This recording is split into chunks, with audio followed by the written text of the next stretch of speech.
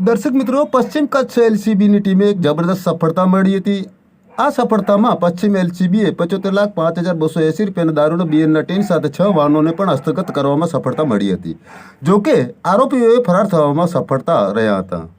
સમગ્ર ઘટનાક્રમ જણાવું તે પહેલાં મિત્રો, આપના જહેનમાં એ સવાલ ઊભા થતા હશે કે આ એલસીબીની ટીમે કેવી રીતે રેડ કરી સફળતા મેળવી હશે, કેવી રીતે કોની બાતમી મળી હશે, કેટલા ટીન અને દારૂના નંગ હતા, કેટલા વાહનો જપ્ત કરવામાં હતા, આ વાહનોની અંદાજ કેટલી કિંમત હતી અને સાથે આપણે એ પણ જણાવીશ કે આ ઘટનામાં કોણે અને કેવી રીતે કોણ નિર્દેશક હતા. દર્શક મિત્રો, દરઅસલમાં પશ્ચિમ કચ્છ એલસીબીને પોલીસ મહાનિરીક્ષક શ્રી ચિરાગ કોરડિયા, પોલીસ અધિક્ષક સુંડા સાહેબે સૂચના આપવામાં આવી હતી કે ભારતીય બનાવટના વિદેશી દારૂની પ્રવૃત્તિઓને જે ગેરકાયદેસર રીતે જથ્થો મંગાવી અને વેચાણ કરે છે તેમના પર વોચ રાખી અને ધરપકડ કરવાના આદેશો પશ્ચિમ કચ્છ એલસીબીને આપવામાં આવ્યા હતા.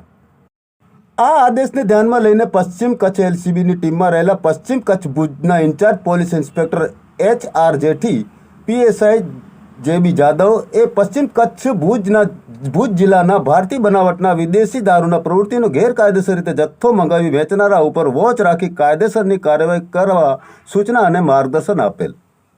આ આદેશને અનુસરીને incharge PI HR Jethi, ASI Pradyumansinh Goyal, Krishnadevsinh Goyal, Aniruddhsinh Rathod, head constable Rajdeepsinh Goyal, Shaktisinh Gadhvi, Ranjitsinh Jadeja અને કોન્સ્ટેબલ જયદીપસિંહ જાડેજા, જીવરાજ ગઢવી અને ડ્રાઈવર મહેન્દ્રસિંહ જાડેજા સહિતની ટીમ મુન્દ્રા તાલુકા વિસ્તારમાં પેટ્રોલિંગમાં હતી. ત્યારે ઇન્ચાર્જ PI HR જેઠીને બાતમી મળેલ કે હરી ગઢવી અને દેવરાજ ગઢવી તેમના સાગરીતો સાથે મળી ગુજરાત રાજ્ય બહારથી જથ્થો મંગાવી તે જથ્થો જરપરાના ગામના દક્ષિણ બાજુની સીમમાં આવેલ અંબાજી વેર હાઉસની પાછળના ભાગે કટિંગ કરવામાં આવી રહ્યો છે. તે અનુસંધાને રેડ કરાતા જુદા જુદા વાહનોમાં કટિંગ ટાણે આ જથ્થો મળી આવ્યો હતો.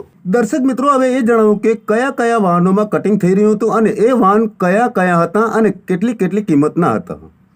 મિત્રો, પશ્ચિમ એલસીબીની ટીમ જ્યારે કટિંગ સ્થળે ત્રાટકી ત્યારે ભારતીય બનાવટની વિદેશી દારૂ બિયર નંગ ટીન 14,808 જેની કિંમત ₹34,55,280 રૂપિયાના સૂત્રો દ્વારા જણાવવામાં આવી રહ્યું છે. અને આ મુદ્દા માલને હેરફેર માટે ઉપયોગમાં લેવાયેલા કુલ 6 વાહનો ડિટેન કરવામાં આવ્યા હતા, જેમાં મહિન્દ્રા કંપનીની કાળા કલરની સ્કોર્પિયો જેની કિંમત 4 લાખ રૂપિયા જણાવવામાં આવી રહ્યું છે. મહિન્દ્રા કંપનીની સફેદ કલરની લોડિંગ બોલેરો જેની કિંમત 1.5 લાખ રૂપિયા દર્શાવવામાં આવી રહી છે. કિયા કંપનીની સિલ્વર કલરની સેલ્ટોસ કાર જેની કિંમત ₹10 લાખ હોવાનું જણાવવામાં આવી રહ્યું છે.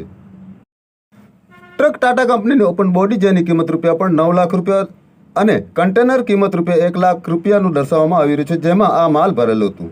આમ મળી કુલ ₹75,05,280 રૂપિયાનો મુદ્દામાલ મુન્દ્રા પોલીસ સ્ટેશનમાં ગુજરાત પ્રોહિબિશન એક્ટ 1949 કલમ 65 AE 116B 81 83 98 નો ગુનો રજીસ્ટર કરાવી તમામ મુદ્દામાલ મુન્દ્રા પોલીસ સ્ટેશન ખાતે સોંપવામાં આવ્યો હતો. મિત્રો, પશ્ચિમ કચ્છમાં જ્યાં મોટી માત્રામાં દારૂ પકડાય છે તે તમામ લોકલ ક્રાઇમ બ્રાન્ચની એજન્સી દ્વારા ઝડપાય છે અને મળી પણ આવ્યો છે. છેલ્લા 1.5 માસમાં એજન્સી દ્વારા કરોડો રૂપિયાનો માલ ઝડપાયો છે, જે સરાહનીય છે. પણ સ્થાનિક પોલીસ કેમ ઊંઘતી રહી છે તે એક મોટો સવાલ છે. તજજ્ઞ દ્વારા લોકવાયકામાં આ મુદ્દો હંમેશા ગૂંજતો રહ્યો છે. તો ધન્યવાદ દર્શક મિત્રો. આગળની અપડેટ માટે જોતા રહો કચ્છ વીર ન્યૂઝ ચેનલમાં. હું મનોજ રાઠોડ. જય હિન્દ.